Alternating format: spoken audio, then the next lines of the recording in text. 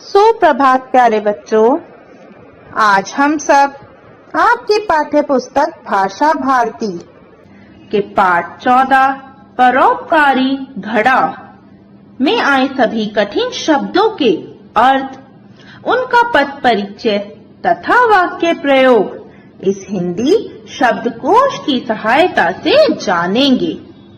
तो चलिए शुरू करते हैं। पगडंडी।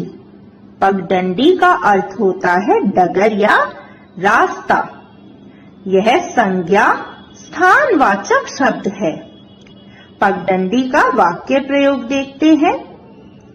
घड़े से पानी पगडंडी के किनारे लगे पौधों पर गिरने लगा। परिश्रम। परिश्रम का अर्थ होता है मेहनत या श्रम। यह एक विशेषण शब्द है। परिश्रम का वाक्य प्रयोग देखते हैं। किसान खेत की फसलों पर बहुत परिश्रम करता है। सुराख। सुराख का अर्थ होता है छेद। यह एक संज्ञा शब्द है। सुराख का वाक्य प्रयोग देखते हैं। घड़े में सुराख की वजह से सारा पानी गिर गया। कष्ट। कष्ट का अर्थ होता है तकलीफ या पीड़ा। यह संज्ञा भाववाचक शब्द है। कष्ट का वाक्य प्रयोग देखते हैं। चोट लगने पर रजत को बहुत कष्ट हुआ।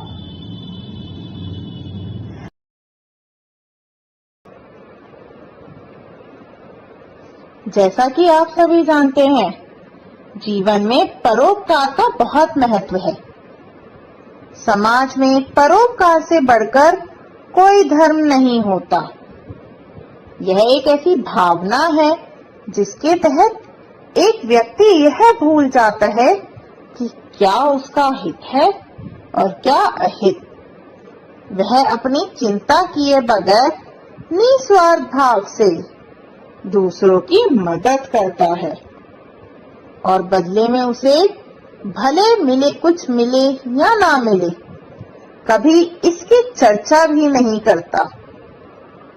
परोपकार का अर्थ होता है जब हम बिना किसी निस्वार्थ के दूसरों की मदद करते हैं और बदले में किसी चीज का लालच नहीं रखते। आज के पाठ का उद्देश्य है बच्चों के मन में परोपकार की भावना जगाना। चलिए पाठ को शुरू करने से पहले हम पाठ में सभी कठिन शब्दों के अर्थ जानते हैं। कष्ट। कष्ट का अर्थ होता है तकलीफ। चर्चा। चर्चा का अर्थ होता है बातचीत करना, एक दूसरे से बोलना। भाग्य यानी कि हमारी किस्मत। व्यर्थ। व्यर्थ का अर्थ होता है बेकार। सुराख। सुराख का अर्थ होता है छेद। और श्रम। श्रम का अर्थ होता है मेहनत। तो चलिए अब पाठ शुरू करते हैं। एक गांव में एक माली रहता था। उसके पास 2 घड़े थे। अब माली प्रतिदिन दोनों घड़े भरकर ले आता था और घर के कामकाज में लग जाता। एक दिन माली ने देखा कि एक घड़े में छोटा सा सुराख यानी कि छेद हो गया था। माली ने कुछ सोचा और दोनों घड़े लेकर पानी भरने चल दिया। अब माली प्रतिदिन यानी कि हर दिन दोनों घड़े भरकर ले जाता या ले आता। झोपड़ी तक आते आते एक घड़ा पूरा भरा होता और दूसरा लगभग आधा। क्यों? क्योंकि जिस मटके में छेद था उसका पानी आधा गिर जाता था। माली ने अपनी झोपड़ी के आसपास कुछ पेड़ पौधे लगा रखे थे। माली आधे घड़े के पानी से पौधों को सींचता और पूरा घड़ा जो घर के अन्य कामों के लिए ढककर रख देता, जिससे कि घर के अन्य काम हो सके। अब सुराख वाला घड़ा भरे घड़े को देखकर मन ही मन दुखी रहने लगा। वह सोचता, इस घड़े का भाग्य यानी कि किस्मत कितनी अच्छी है या कितना अच्छा है। माली इसे धो पोंछ कर भरता है और ढक कर रखता है। यह सदा पूरा भरा घर पहुंचता है और एक मैं हूँ, आधा तो रास्ते में ही बेकार बह जाता हूँ। यह माली भला मुझे भरने का कष्ट क्यों ही करता है। एक दिन आधे घड़े से रहा नहीं गया और वह बोला, माली काका, आप रोज कुएं से मुझे भरने का कष्ट क्यों उठाते हैं, जबकि मैं घर आते आते आधा ही रह जाता हूँ। आप नया घड़ा क्यों नहीं लेते? उसका परिश्रम व्यर्थ यानी कि बेकार नहीं जाता है। आपका परिश्रम व्यर्थ यानी कि बेकार ही चला जाता है। अब माली ने घड़े की ओर प्यार से देखा और उसने कहा, आधे घड़े, कल तुम कुएं से घर तक आने के मार्ग को ध्यान से देखना, फिर हम इस बारे में बात करेंगे। अब दूसरे दिन क्या हुआ? दूसरे दिन माली फिर दोनों घड़े लेकर पानी भरने गया। सुराख वाले घड़े ने देखा कि उसका पानी पगडंडी के किनारे यानी कि जो रास्ता होता है बगीचे का, उसके किनारे लगे पेड़ पौधे पर गिर रहा था। पानी की गिरती बूंदें देखकर वह दुखी होता रहा। घर आकर माली ने घड़े से पूछा, क्या तुमने कुछ देखा? अब आधा घड़ा बोला, कुछ भी तो नहीं देखा।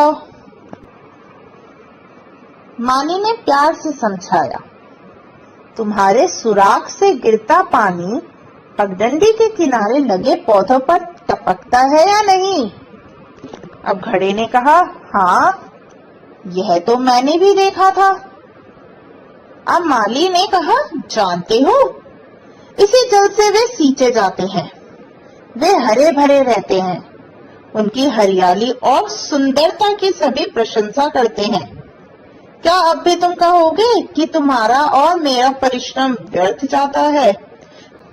अब घड़ा सब ध्यान से सुन रहा था। अगले दिन जब माली दोनों घड़े भरकर घर लौट रहा था, तो उसने आधे घड़े से कहा, भाई घड़े, आज तो तुमने मुझे सिर से पैर तक भिगो दिया। आज घड़ा अपने आप ही पौधों पर अपनी जल वर्षा करने को तैयार था। वह जान गया था कि जो सुख देने में है वह लेने में नहीं। उसका जल तो सूखे मार्ग को हरा भरा कर रहा था। यानी कि अंत में घड़ा समझ गया था कि मेरा जो माली है उसका परिश्रम व्यर्थ नहीं जा रहा। मैं पौधों को पानी दे रहा हूँ, जिसकी वजह से ही वो हरे भरे हैं। अगर मैं अपने आप को भरने के लिए मना कर दूंगा तो क्या इन पौधों को पानी मिल पाएगा? बिल्कुल नहीं। तो उसका जल तो सूखे मार्ग को हरा भरा कर रहा था।